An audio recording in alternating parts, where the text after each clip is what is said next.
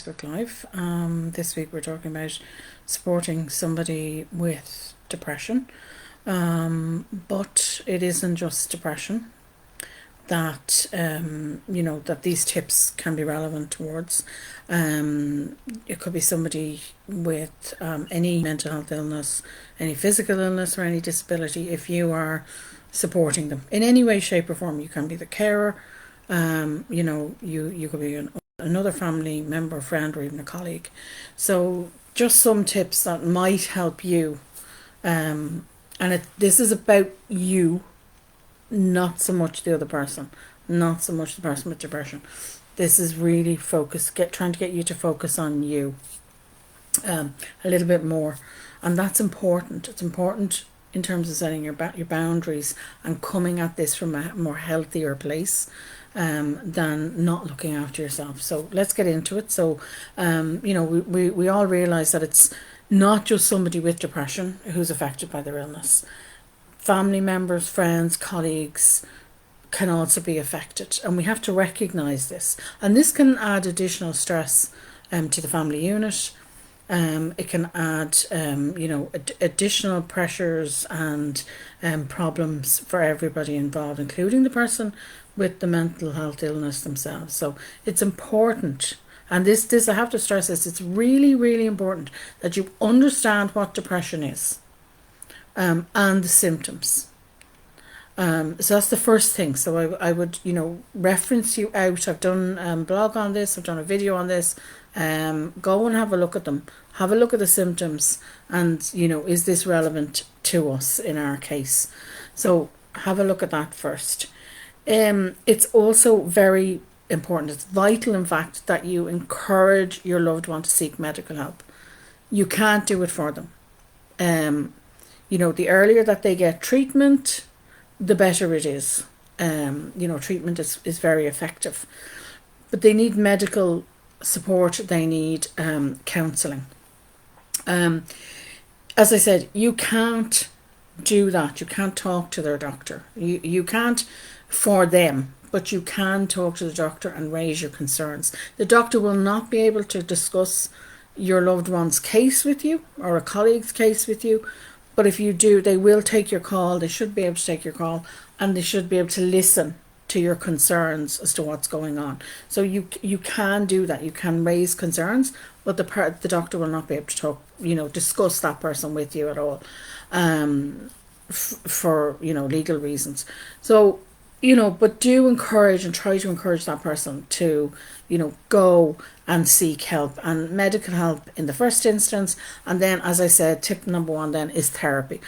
I strongly recommend that not only that your loved one gets therapy, but that you get therapy, whether they do or not. You really do need the support of a therapist. You're going to learn new skills that will be helpful for you, but also for the person that that has the mental illness, that has disability or physical illness, but also in this case depression if they have it. It can be quite an emotional roller coaster at times when you're dealing with something like this. So even for that reason alone, having somebody that you can actually just talk to can be so beneficial. You can also lose an awful lot of trust and confidence in yourself.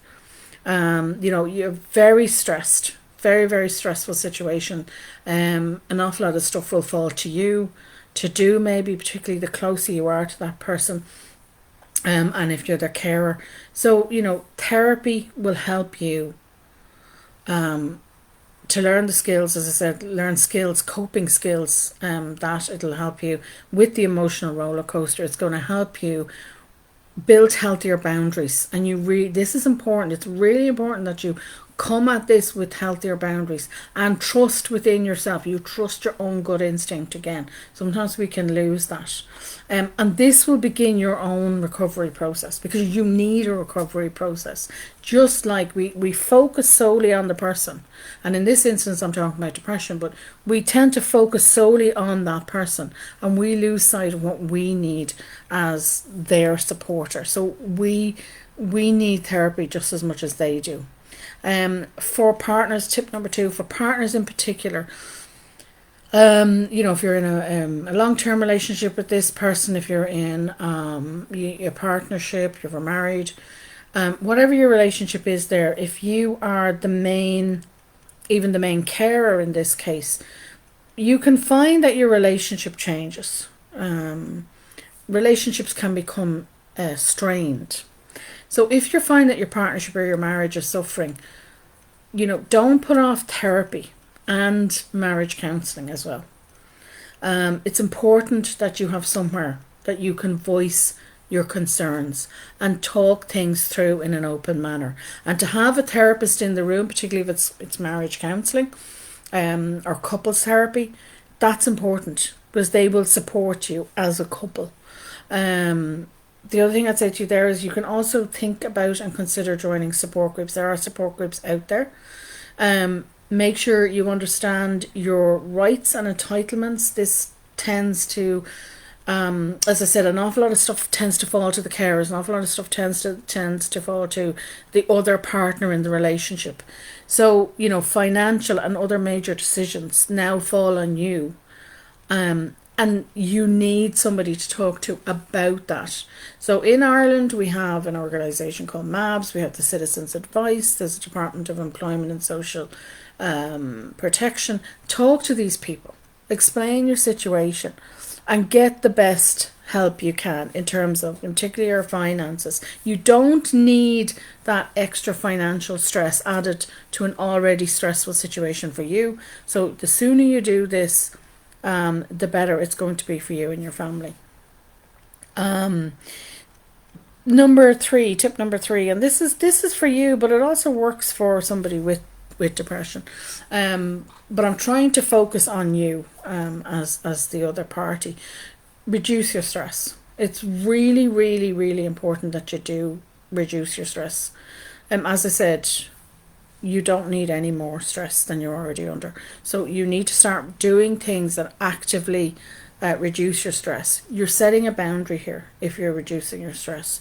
So make sure you keep up with your exercise, any sort of exercise routines that you might already have, healthy eating, anything that kind of relaxing daily routine that you can get into.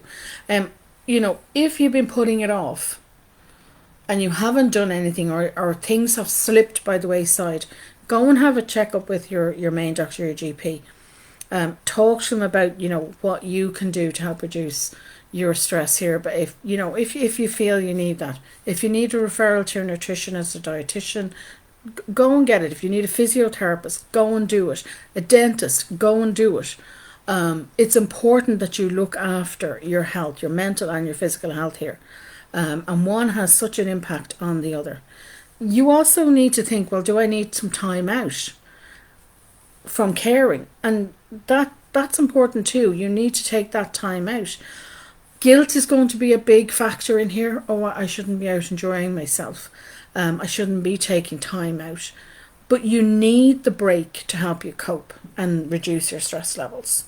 Having small time outs with friends, a cup of coffee, a lunch or a dinner or something with the kids separate to your partner, whatever it is. I'm not talking about long, going away for 2 weeks holidays. If you can get it, great. But, taking time out is okay. For the simple reason, if you don't start reducing your stress, if you don't start doing things that are going to support you, it's not unusual for the main carer or the partner, the husband or the wife, to actually get ill when the other person gets better. That's not unheard of. It's actually quite common. So think about stress reduction as a way to keep yourself healthy and to prevent yourself from you getting ill.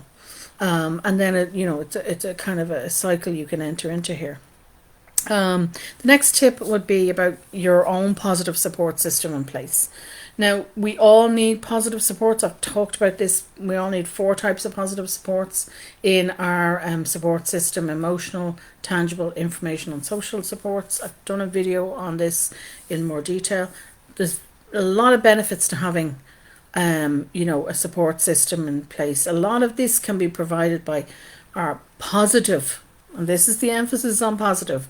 You don't need any more negativity in your life. So positive family, friends, colleagues, and professionals. Your therapist, your GP or main doctor are going to be in there. If you're working, if you're your partner or you're the carer for somebody that's working with a consultant, they can be part of that support system. MABs, as I said, anybody who's going to give you financial information, if this is a cause of stress for you, anybody like that, they are all professionals that can help you with this.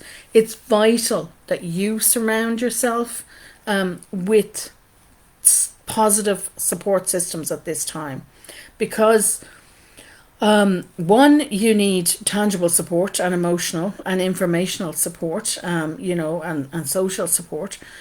But, it can become very isolating and lonely when you're supporting others. So it's important that you don't fall into that trap, that you try and keep in contact with people and go out, take the time out, even ask people for tangible support in the coming and almost babysitting the person if that's needed, or sitting in with the person so you can have a break if that's what's needed. It depends on, again, on what's happening with the individual, but you need to prevent the isolation and loneliness in particular. So having that support system and having somebody you can talk to, and not necessarily family and friends, even if they are positive, but as I said, a therapist is somebody you can use. The next tip I would say to you is, try to stay present for your loved one. This is the person, in this case with depression. Knowing what to say or do can be very hard, and particularly if, for anything, not just depression, but for grief, for if there's a disability or any mental condition or even a physical illness, it can be really hard to know what do we say, what do I say, how can I help. We want to help, but sometimes just being there, just being present in the moment with that person can be so valuable for them. It's important to them that they feel you are present with them. It actually helps them with their feelings of aloneness and isolation, because depression has a habit of encouraging people to separate out and to become alone and to isolate themselves. So if you are willing to just even sit, you don't have to say anything, just be present and be with them. That can be so helpful. And following on from that, the next tip I would give you is to allow them to talk. It's very tempting to offer suggestions when somebody says something. And this is a skill that I think everybody needs to learn, but it's far better to allow the other person to speak and, to allow them to express their emotions and allow them to feel heard. That's part of being present with them, is to just allow them to talk if they need to. Listening without judgment and interference, that's a skill. It's a skill a lot of us could learn. Giving them a hug or just holding their hand. And remind them that when they've finished what they have to say or express the emotions they need to express, that, just reminding them that, I'm here for you. I'm here to support you, and I love you, can be so valuable and so important for that person.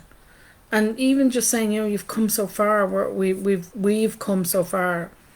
If it's a partnership, a marriage, we've come so far as a family. Even reminding them of all the good things that they do have in their life. But allow them to talk first. Please allow them to talk first. If you allow them to talk and you just sit and listen, this can actually give you some good insight into what's going on for them, how they're experiencing what they're going through. So then you're able to also, communicate better with them, but you can also communicate with the professionals that are helping them. And as I said, you can talk to these people. They will listen. so you're going to be then more proactive in how you can help, in the practical way you can help. If you stop and listen and just be present. And as I said, supporting somebody can be difficult at times, and this is why you need that support too. It's all very, well and fine. The day in, day out of dealing with this can be very wearing. So you need somewhere to vent. You need somebody to vent to. And family and friends, although they may be the best in the world and they have the best intentions, sometimes they're not the best people to vent to. And that's why I'm saying you do need other forms of support. The last tip I'd say to you is, you can support people in practical ways. We do, as I said, we all need a support system, and you're part of that person's support system. You're there, you're giving them the emotional support. You could be supporting them financially as well, depending on your circumstances. But you can support them in a tangible way as well, practical ways. Again, just like not knowing what to say, or when somebody says something, then we rush in to give an answer to, and sometimes that's not what the person wants. They just want you to listen. But we can also rush in to help.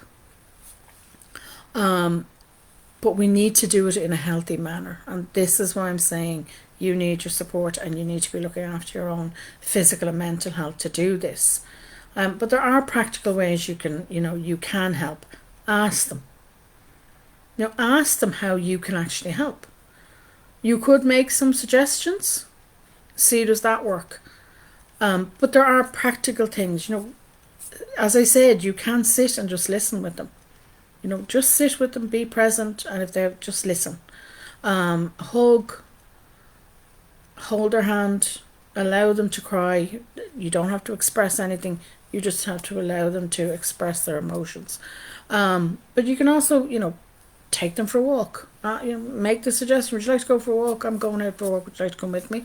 And keep doing it. Even if they're turning you down, you can keep saying to them, come on, we're going such and such place, would you like to come with us?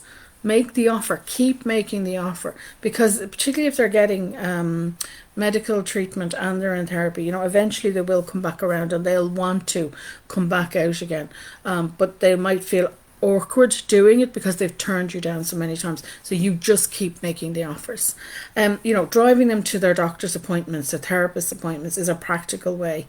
Making them a meal, helping tidy up a room, even driving the kids to school, or even babysitting the kids. There's lots of practical ways, but the key thing here is to ask them, how can I help you? Are there anything in practical things that I can do to help you? Can I pick up the shopping? Do the click and the collect and go get it and pick it up for them. So think about ways that you might be able to help them, but always ask first. So that's basically it. Some of the tips. As I've said before, I've talked about depression before, I've talked about self-help before, lots, and self-care is vital here, both for somebody with depression and for the person who's looking after them in particular, but also for others around them in closer circle of trust, that close circle of trust. So do go and look after yourself, and do make sure that you're covering your own mental and physical health first. That way you're going to be setting healthy boundaries. That way you can help in healthier ways and be more proactive. So I'll leave it there. Thank you for listening, and thank you to everybody who watches on YouTube as well. As always, I'm happy to answer questions. So if you have questions, just pop them there. There are other links in this week's blog as well, so if you wanted to link out to anything I just talked about, there are other links in that blog, so you can check it out. I'll leave posted in the description below, and as always, I will see you next week. Thank you.